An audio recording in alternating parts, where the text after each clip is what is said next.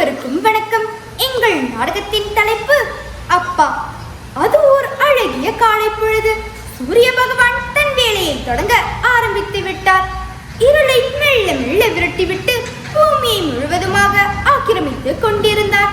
வானவில் குடியிருப்பு பகுதி வாழ் மக்கள் தத்தம் அன்றாட கடமைகளை செய்ய ஆயத்தமாகி கொண்டிருந்தனர்.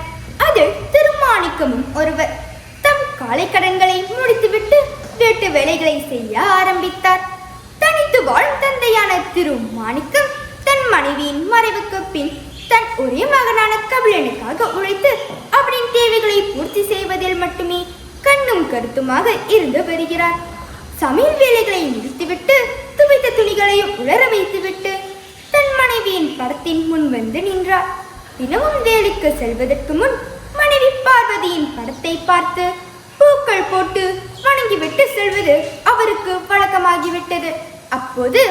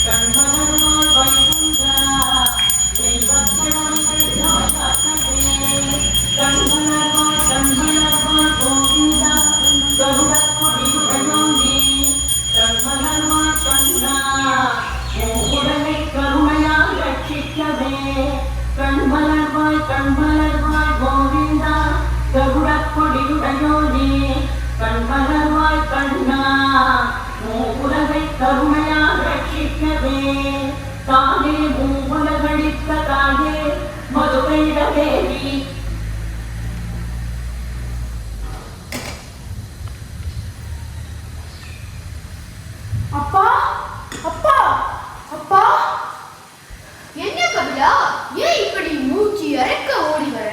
அப்பா, அது வந்து கபிலா, ஒண்ணு அவசரம் இல்ல, அமைதியா சொல்லுப்பா. அப்பா, எனக்கு பல்கலைக்கழகம் கிடைச்சிருக்குப்பா. என்ன சொல்ற கபிலா? பல்கலைக்கழகத்துல படிக்க ஏற்படுத்திருச்சா? ஆமாப்பா, ஆமா, புத்ரா பல்கலைக்கழகம். இனிமேல் என்னுடைய கவலை எல்லாம் கொஞ்சம் கலந்திடும் கபிலா. பார்வதி, உன் பையன் பட்டதாரியாகி பார்க்கணும் என்ற உன்னோட ஆசை நிறைவேறிச்சு. எல்லாம் உன்னோட ஆசீர்வாதம். கழுது எங்கப்பா? அப்பா, நான் இணையத்துல பார்த்து தெரிஞ்சுக்கிட்டப்பா. இனிமேதான் கழுது வரும். ஓ அப்படியா? எப்ப போகணும்? இன்னும் 3 வாரம் இருக்குப்பா. சரி கபிலா, என்னென்ன பொருட்கள் எல்லாம் தேவைப்படுமோ அதெல்லாம் பட்டியல போட்டு வை. ஞாயிற்றுக்கிழமை போய் வாங்கிடலாம். அப்புறம் சாயங்காலம் கோயிலுக்கு போகலாம். சரிப்பா. கபிலா, நீ பசி எடுத்து உன் அத்தை கிட்ட போய் சொல்லிருப்பா. சரிப்பா, ரொம்ப நன்றிப்பா. சரி, நான் போயிட்டு வரேன்ப்பா. வாடகை வண்டி ஓட்டுநரான திருமாணிக்கம் காரை இயக்கி தன் பணியை தொடங்கினார்.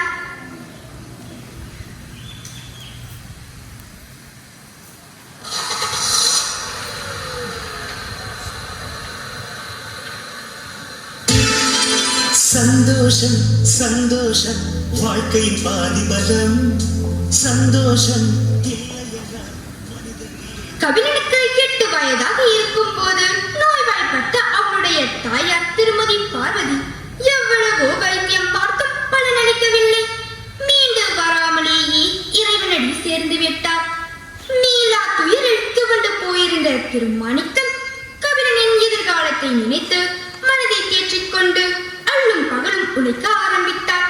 மறுமணம் செய்து கொண்டால் கபிலனுக்கு ஒரு தாய் கிடைத்தது போல் இருக்கும், உங்களுக்கும் மாறுதலாக இருக்கும் என்ற உறவினர்களின் ஆலோசனைகளை ஏற்க மறுத்தார். கபிலனுக்கு இனிமேல் தாயும் நான்தான் தந்தையும் நான்தான் என்ற ஒரு முடிவுடன் தன் அன்பையும் அக்கறையையும் கொட்டி வளர்த்தார். கபிலனும் கல்வி கேள்விகளில் சிறந்து விளங்கினான். காட்பந்து விளையாடுவதிலும் ஆர்வம் காட்டி வந்தான். காலம் யாருக்கும் காத்திருப்பதில்லை. 4 ஆண்டுகள் உருண்டோடின. கபிலன் இன்று பட்டம் பெற்ற கால்நடை மருத்துவராக பணியாற்றி வருகிறார்.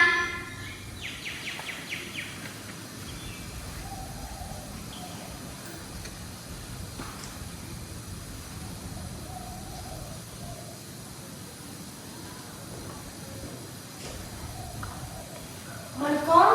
வணக்கம். ஓ சுந்தரமா, வா சுந்தரம், வந்து அக்காரு.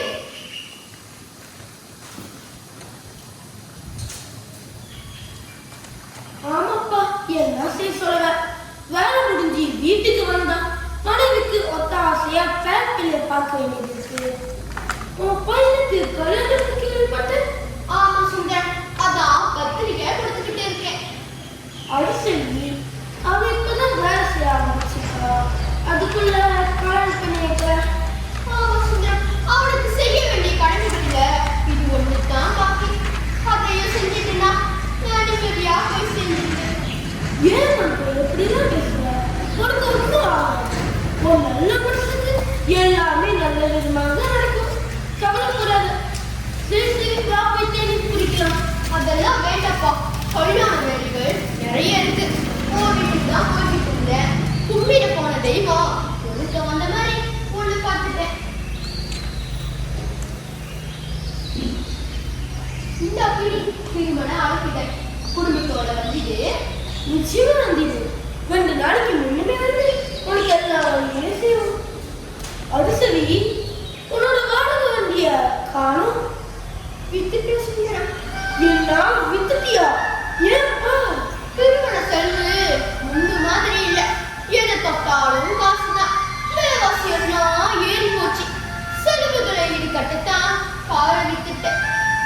என் கண்ணே இருந்துட்ட மாதிரி இருக்குப்பா. கவலைப்படாத மாணிக்கம், உன் மகன் உனக்கு எந்த குறையும் வைக்க மாட்டான்.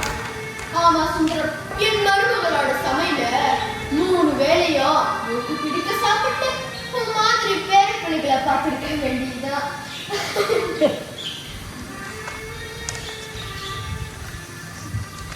ஒரு வழியாக நண்பர்கள், உறவினர்கள் என திருமண அழைப்புதலை கொடுத்து விட்டார் திரு மாணிக்கம்.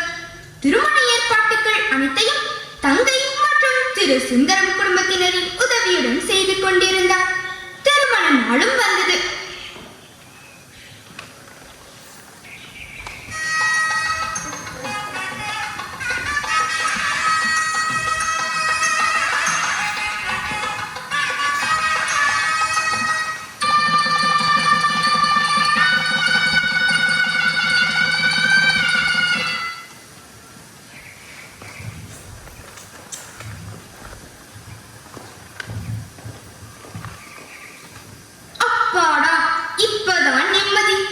பெருமூச்சு விட்டார் திரு மாணிக்கம்.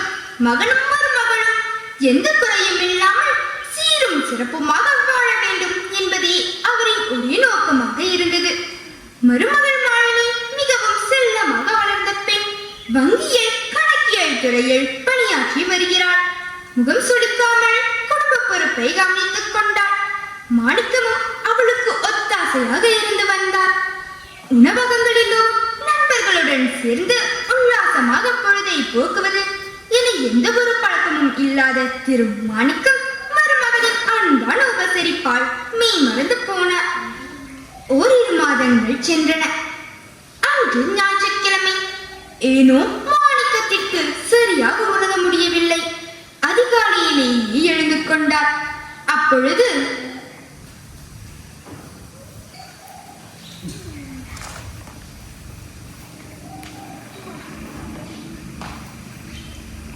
என்னங்க, எத்தனை தடவை சொல்றது, சமையல் வீட்டு வேலைன்னு செஞ்சுட்டு வேலைக்கு போறதுக்கட்டியும் போதும் போதும் ஆயிடுது. பத்தாருக்கு அந்த பேங்க் மேனேஜர் வேற. ஏன் அடிக்கடி தாமதமாக வரீங்க? இதே மாதிரி வந்தா உங்களை வேற இடத்துக்கு மாட்ட வேண்டி வரும்னு பயம் முத்துறாரு. என்ன மாதிரி இது? எப்ப பார்த்தாலும் இதையே சொல்லிக்கிட்டு இருக்க. அதுக்கு நான் என்ன பண்ண முடியும்? நீங்க ஒன்றும் செய்ய வேணாம், நான் சொல்றத மட்டும் செய்யுங்க. சரி சொல்லு. நானும் வீட்டுக்கு வந்து மதிய உணவு சாப்பிட்றது இல்ல, நீங்களும் மதியமான வெளியில சாப்பிட்றீங்க. உங்க அப்பாவுக்காக நான் காலையிலே எழுந்திருச்சு சமைச்சு வச்சுட்டு மற்ற வேலையை செஞ்சுட்டு போறது எனக்கு ரொம்ப கஷ்டமா இருக்கு. அதனால உங்க அப்பாவை கொஞ்ச நாளைக்கு உங்க அத்தை வீட்டுல போய் இருக்க சொல்லுங்க. வேணும்னா மாசம் மாசம் ஒரு சின்ன தொகை கொடுத்துருவோம். மாலினி, என்ன சொல்ற நீ? உனக்கு முடியலன்னா சொல்லு, நானே எல்லா வேலையும் தூக்கி வச்சுட்டு போறேன். ஏன் இப்ப கத்துறீங்க? உங்க அத்தை வீடு தானே விட சொல்றேன். கொஞ்ச நாள் போனா ஒரு புது வீடு வாங்கிடுவோம். அப்ப வேணா வேலைக்கு ஒரு பணிப்பெண்ணை எடுத்துவோம்.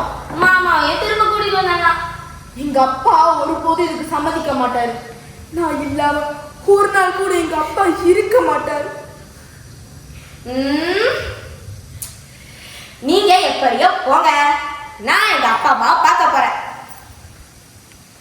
மாலினி, மாலினி.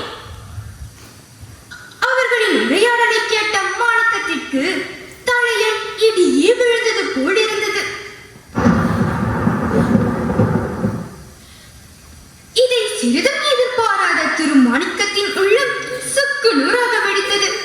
தள்ளாடியபடியே தன் அறைக்குள் சென்று குழுங்கி குழுங்கி அழுதார். பின் ஒரு முடிவுக்கு வந்தபடி தன் துணிமணிகளை ஒரு பையுக்குள் திணித்தார். அறையை விட்டு வெளியே வந்தவர் தன் மனைவியின் புகைப்படத்தை கழற்றி நெஞ்சோடு அணைத்துக் கொண்டு கால் போன போக்கில் நடக்கலானார்.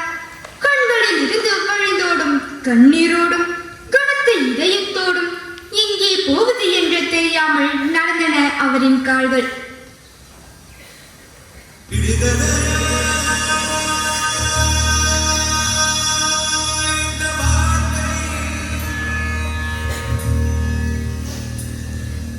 விடை தருவாய்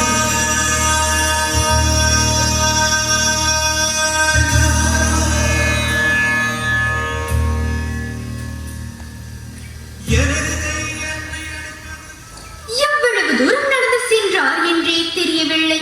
நண்பகல் வெயில் சுட்டெரித்துக் கொண்டிருந்தது. அப்பொழுதுதான் சுய நினைவுக்கு வந்தவரால் தன்னை சுதாகரித்துக் கொண்டு சற்றும் முற்றும் பார்த்தார். ஆள் ஆரவாரமே இல்லை. பசி வேறு வயிற்றை கிள்ளியது. கடைகள் கூட எதுவும் இல்லை. என்ன இது? எங்கே இருக்கிறோம்? கடவுளே, என்ன சோதனை இது? வாடகைக்கார் ஓட்டிய எனக்கு இந்த இடம் புலப்படவில்லையே என்று தனக்குள் புலம்பிக் கொண்டிருக்கையில் கண்ணு கெட்டிய தூரத்தில் ஏதோ வீடு மாதிரி தென்பட்டது.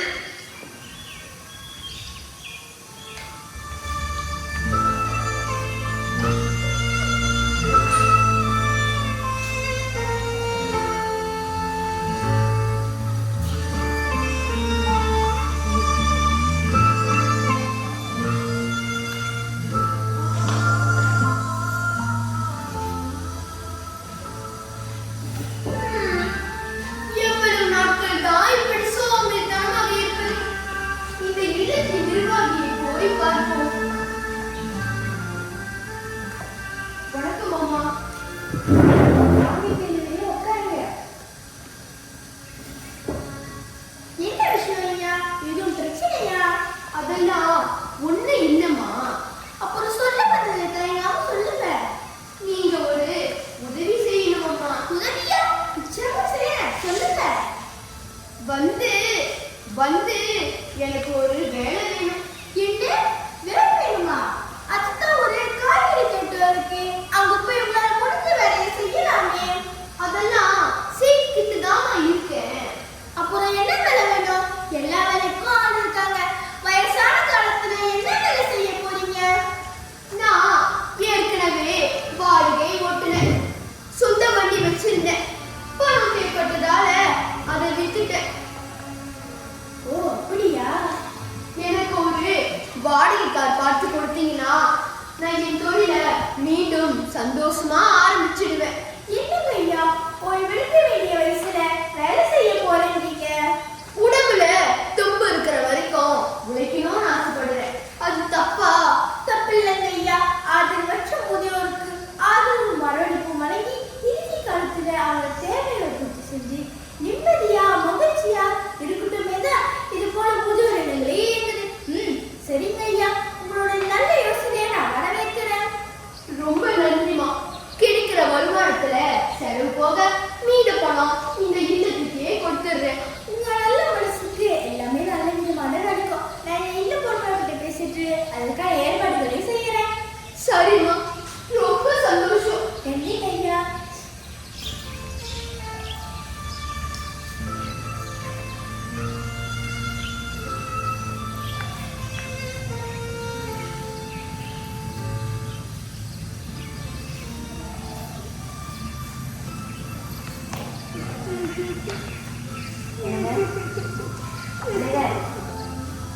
உட்கார்ந்துட்டு இருந்தா மாமா வந்துடுவாரா?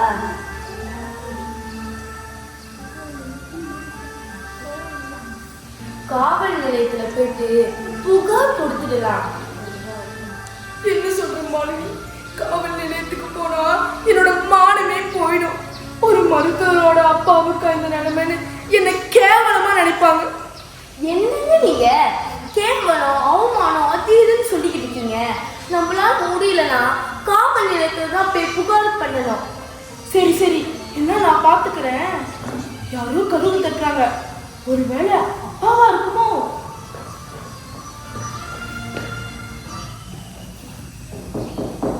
அப்பா, ஓ மாமாவா?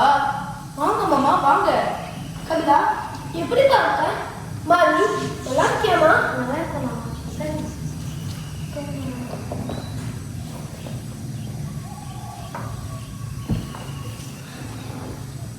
கவிதா, எங்கப்பா உன் அப்பாவை காணும்? உன் கல்யாணம் முடிஞ்ச கையோட என் மகன் வீட்டுக்கு போயிட்டார். அவர் கணவருக்கு பின்னாங்குக்கு வேலை மனசிலாகி போனதுனால நானும் மனைவியும் அவங்களுக்கு துணியா அங்க போயிட்டோம். ஓ அப்படியா மாமா? ஆமா கவிதா, ஒரு இடத்துல கைபேசி வேலை காணாமல் போச்சு. மாணிக்கத்துக்கு ஃபோன் பண்ண முடியல. அதான் மாணிக்கத்தை பார்த்துட்டு போலான்னு வந்தேன்.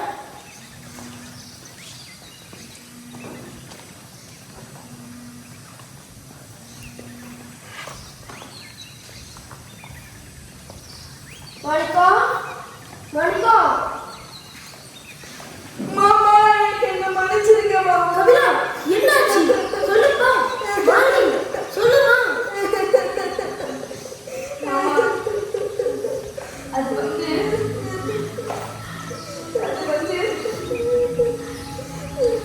மாமா வீட்டை விட்டு போயிட்டாரு.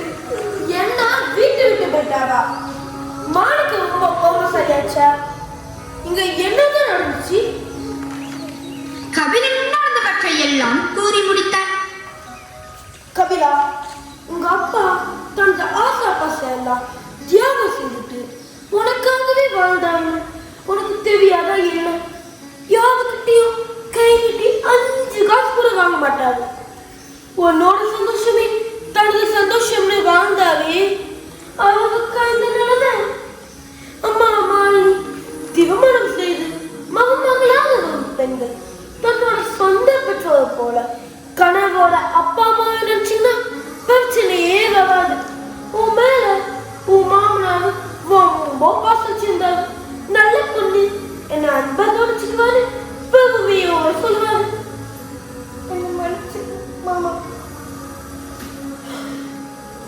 சரி சரி, கவலைப்படாதீங்க. உங்களை பிரிஞ்சு அவள் இருக்க முடியாது. சீக்கிரமே வந்துடுவாரு.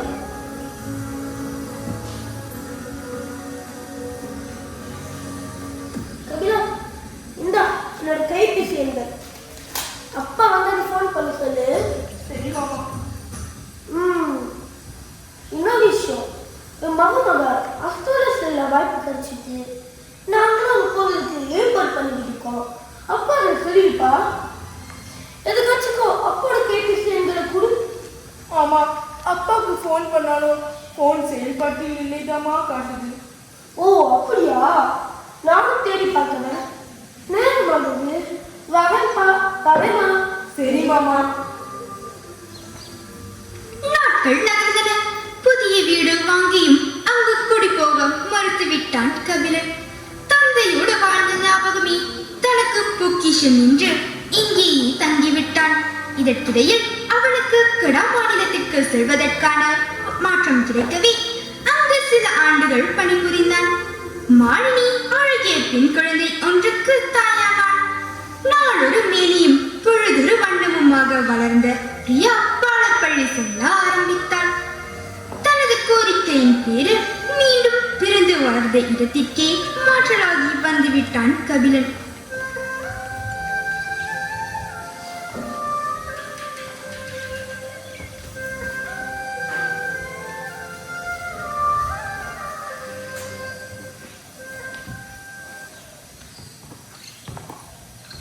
அன்று ஞாயிற்றுக்கிழமை.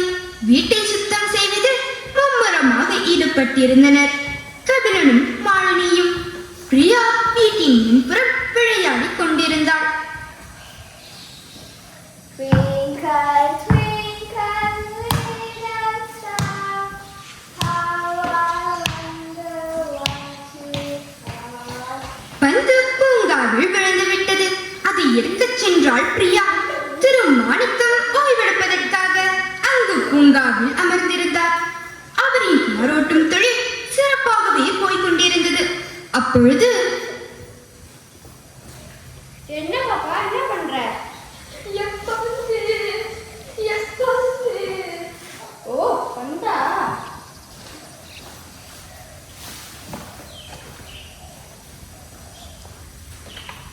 இந்த வந்து உன் பேர் என்ன? பிரியா. நீங்க வந்து கொடுங்க, நான் வீட்டுக்கு போகணும்.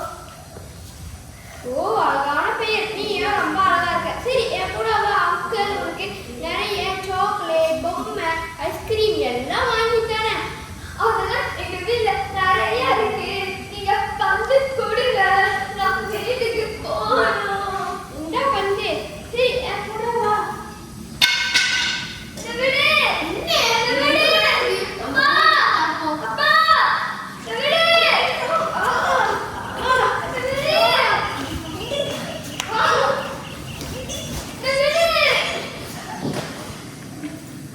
பாப்பா, அழுகாதம்மா.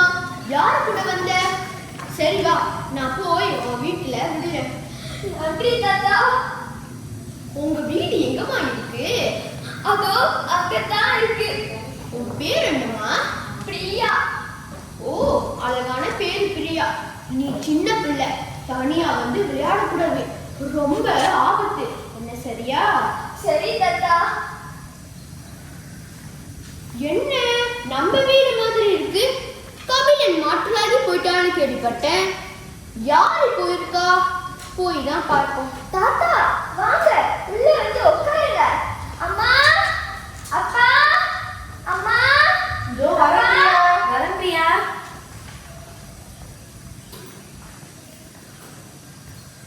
அப்பா,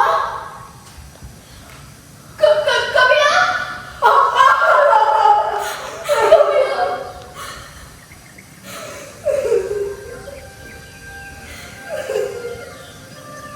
மாமா, எப்படி மாமா இருக்கு? நல்லா இருக்க போறேன். அம்மா, வேண்டாமா? என்ன மனுஷன் என் தவறு நான் உணர்ந்துட்டேன் மாமா. ஆமாப்பா, என்னையும் மன்னிச்சிடு. நீங்க எங்கேயும் போக கூடாதுப்பா. இது உங்க வீடுப்பா, உங்க வீடு.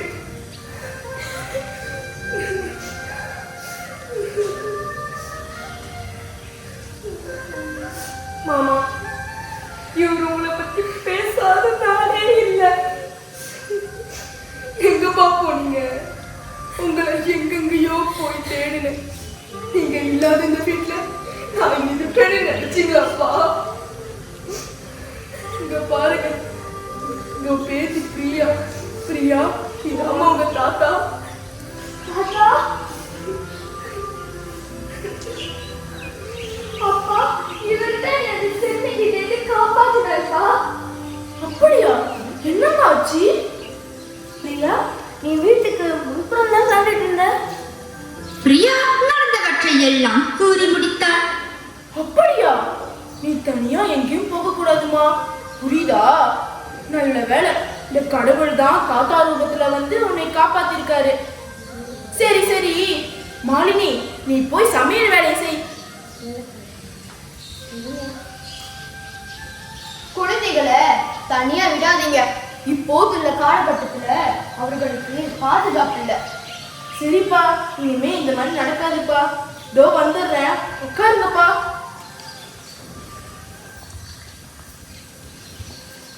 மாணிக்கம் தன் மனைவியின் ஞாபகார்த்தமாக அணிந்திருந்த தங்க சங்கிலியை கழற்றி பிரியாவின் கழுத்தில் அணிவித்தார். அவளை கொஞ்சிவிட்டு வெளியே சென்றார்.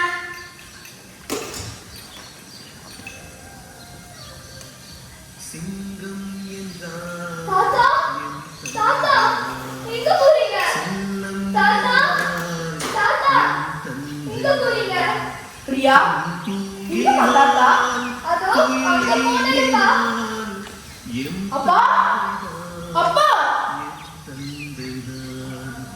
எல்லோருக்கும் அவர் விண்மீன்கள் கடந்து அவர்கள் வேல் வந்து விளையாடி அவர் சொல்லி அவர் கொண்ட புகழிந்த புலம் அவர் பேரை சொல்லி அதை நீங்குமே உயிர் கொண்ட என் தந்தையே அழியாத உயிர் கொண்ட என் தந்தையே ஆண்மடியில் நீயாகும் திருமலையே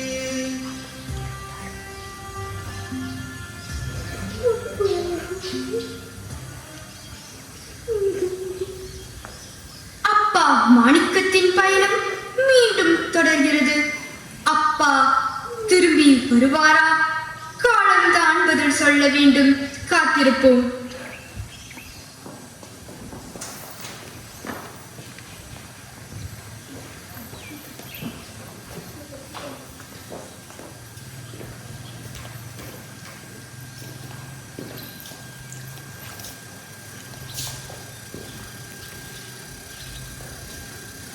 யாருக்கிட்டையும் கை நீட்டி 5 காசு கூட வாங்க மாட்டேன். திவேஸ்வராக நான் சொந்தவன். கபிலா மாணிக்கமாக நான் தனேஷ் காந்தன். அப்பா எனக்கு பல்கலைக்கழகம் கிடைச்சிருக்குப்பா. கபிலனாக நான் திருச்செல்வியில் என்கிறேன். மாமா என்ன மன்னிச்சிருங்க மாமா. மாலினியாக நான் ஷாலினி மகேன். என் பந்து பிரியாவாக ஸ்ரீஷா ரகுநாதன். பிரியா நடந்தவற்றை எல்லாம் கூறி முடித்தாள். கதை வாசிப்பாளராக நான் சமிதா அனந்தராஜ். என்னங்க ஐயா, ஓய்வெடுக்க வேண்டிய வயசுல வேலை செய்ய போறேன்றீங்க. நிர்வாகியாக நான் கனிமொழி கணேசன். ஓ பிரியா, அழகான பேர். கடத்தல்காரனாக நான் யுவனேஸ்வரன் ராமு. நன்றி.